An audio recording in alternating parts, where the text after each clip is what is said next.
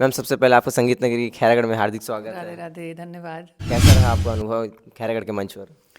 मुझे मंच पर बैठ के इतना आश्चर्य हुआ, मैं बताऊँ कहूँगी, क्योंकि मैंने इस संख्या में ऑडियंस नहीं एक्सपेक्ट की थी। मैं देखिए मुख्य रूप से तो शास्त्रीय संगीत की गायिका हूँ, भजन तो गाना ही है क्योंकि वृंदावन वास है मेरा। तो मन को सुकून मिला और आश्चर्य भी हुआ। खैरागढ़ पर और आगमन आपका अगली बार हम सोचे तो कब हो सकता उसके है? लिए तो आपको मेहनत करनी पड़ेगी। तो बिना टीम वर्क के और वीसी महोदया जो हैं उनका उनके निर्देशन में ये संभव हो पाया है। खैरागढ़ जैसी संगीत की नगरी और कला का केंद्र, यहाँ पर मतलब अपने परफॉर्म देने में आपको कैसा अनुभव हुआ? क्या कुछ नया सीखने को मिला? बहुत ही सुंदर अनुभव रहा मेरा, जैसे कि मैंने आपको बताया।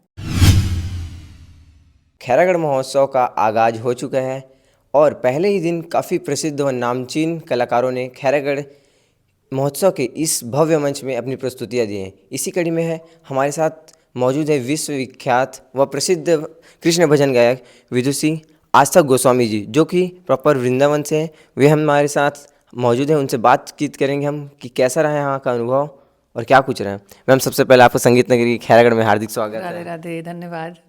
मैम, कल आपका परफॉर्मेंस देखा हमने, काफ़ी बेहतर लगा। कैसा रहा आपका अनुभव खैरागढ़ के मंच पर? मुझे मंच पर बैठ के इतना आश्चर्य हुआ, मैं बताऊँ कहूँगी, क्योंकि मैंने इस संख्या में ऑडियंस नहीं एक्सपेक्ट की थी। तो उनका उत्साह देख के और जिस समय तक मैं मंच पर आई, काफ़ी देर हो चुकी थी, मुझे लगता है 10 बजे तक। तो 5 बजे से 10 बजे तक इस प्रकार से वहाँ पे जो ऑडियंस की उपस्थिति देख के और जिस तरीके से उन्होंने मेरा उत्साहवर्धन किया, वो देख के मुझे बहुत आनंद आया। और शायद ये कार्यक्रम काफ़ी देर तक चला है कल रात को। तो सबसे जो सुंदर बात लगी वो उनका उत्साह और शास्त्रीय संगीत के प्रति उनका जो रुझान है, वो देख के भी बड़ा मन को सुकून मिला और आश्चर्य भी हुआ।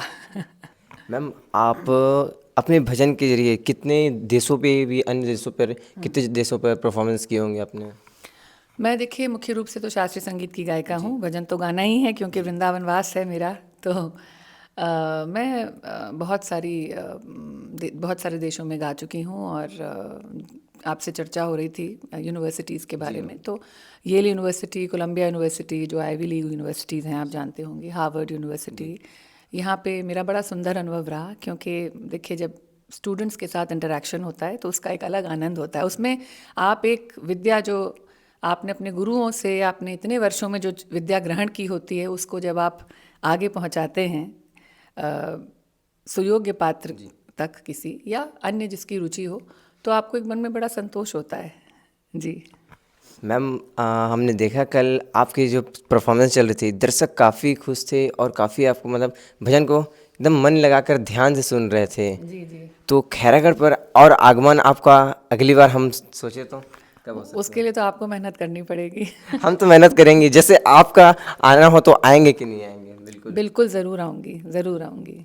कुलपति लवली शर्मा मैम से कैसे कांटेक्ट है आपकी, क्या चीज़ है? वो इतनी अच्छी स्वयं एक इतनी अच्छी म्यूजिकोलॉजिस्ट हैं, इतनी अच्छी सितार वादक हैं, उन्हें कौन नहीं जानता। तो इसी प्रकार से मेरा भी उनसे परिचय हुआ और मुझे इतना उनको बहुत बहुत धन्यवाद देना चाहूँगी, जो उन्होंने मुझे इस योग्य समझा कि इतने बड़े आयोजन में, इतने भव्य आयोजन में, और अ, उन्होंने मुझे बुलाया। और यहाँ के फैकल्टी मेंबर्स, खैरागढ़ यूनिवर्सिटी के जो फैकल्टी मेंबर्स हैं, उन लोगों ने, ये देखिए टीम वर्क होता है। ये जो इतना सुंदर आयोजन हम देख रहे हैं और इसका आनंद ले रहे हैं, वो बिना टीम वर्क के और वीसी महोदया जो हैं उनके निर्देशन में ये संभव हो पाया है। मैम, भजन के प्रति आपका रुझान कैसे आया? किसके देखकर आप अपने गुरु मानते हैं? मैंने जैसे कि आपको बताया कि देखिए, सबसे पहले तालीम तो शास्त्रीय संगीत में होती है, तो मुख्य रूप से तो शास्त्रीय संगीत की गायिका हूँ। और मेरे गुरु पंडित सीतासरण सिंह चौहान, डॉक्टर अवस्थी, विदुषी श्रीमती गिरिजा देवी जी, पंडित अरुण भादुड़ी जी, तो मेरा बड़ा सौभाग्य रहा कि इतने विद्वान गुरुओं से, जिन्होंने मुझे सिखाते समय, मतलब विद्या देते समय, बिल्कुल भी मन में दो विचार नहीं रखे। बस उनके मन में यही था कि इसको क्या ना दे दो। तो मैं बहुत सौभाग्यशाली नहीं हूँ जहाँ तक तालीम की बात रही है। मैम, खैरागढ़ जैसी संगीत की नगरी और कला का केंद्र, यहाँ पर मतलब अपना परफॉर्म देने में आपको कैसा अनुभव हुआ? क्या कुछ नया सीखने को मिला मैम? बहुत ही सुंदर अनुभव रहा मेरा। जैसे कि मैंने आपको बताया कि सबसे ज़्यादा तो मुझे अच्छी बात लगी कि इस कार्यक्रम को बहुत अच्छे से पब्लिसाइज़ किया गया है, क्योंकि अक्सर बड़े सुंदर सुंदर कार्यक्रम, बड़े सुंदर सुंदर आयोजन होते हैं, किंतु लोगों तक वो बात ही नहीं पहुंच पाती। तो ये बहुत आवश्यक था और इसको बहुत अच्छे से प्लान करके बहुत ही अच्छे से इम्प्लीमेंट किया गया है, तो वो काबिल तारीफ़ है। मैम, अभी हमारे विश्वविद्यालय में भी काफ़ी छात्र छात्राएं अध्ययनरत हैं, उनको आपके माध्यम से क्या संदेश देना चाहिए जो काफ़ी अच्छा कर पाएँ भविष्य में? कल देखिए यहाँ पे एक एग्जीबिशन थी, आर्ट एग्जीबिशन, जी। वो भी मैंने देखी। तो यहाँ के जो छात्र छात्राएं हैं वो बहुत ही टैलेंटेड हैं।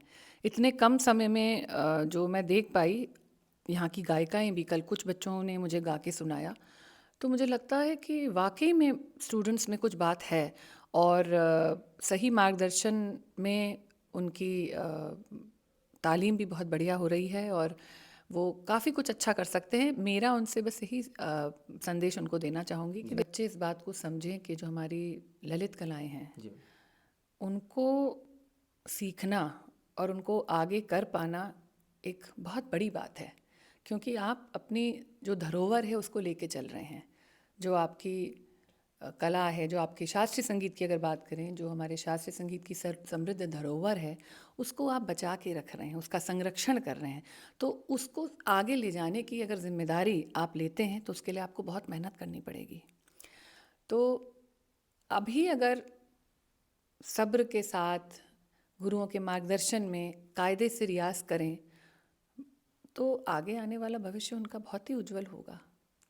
तो इस चीज़ को उनको समझना चाहिए कि थोड़ी मेहनत अभी करनी पड़ेगी। जी। तो ये थी हमारे साथ प्रसिद्ध उप शास्त्रीय गायिका आस्था गोस्वामी जी, जिन्होंने साफ तौर पर बताया कि युवाओं को कैसे शास्त्रीय संगीत एवं नाट्य कला की ओर आगे बढ़ना चाहिए और अपना भविष्य में उसको आगे बढ़ाना चाहिए। धन्यवाद।